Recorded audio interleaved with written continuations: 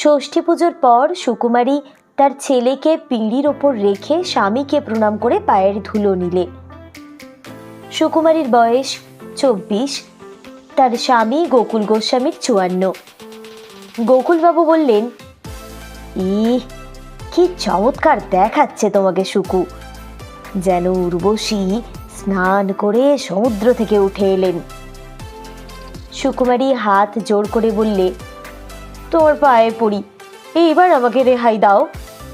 7 বছর তোমার কাছে এসেছি, তার মধ্যে 6টি সন্তান প্রসব করেছি। 5টি গেছে, 1টি এখনো বেঁচে আছে। আমি আর পারি না, শরীর ভেঙে গেছে। আবার যদি পোয়াতে হই তো মরবো, এই খোকাও মরবে।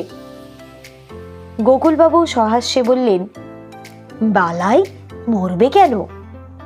সন্তান জন্মায়, বাঁচে,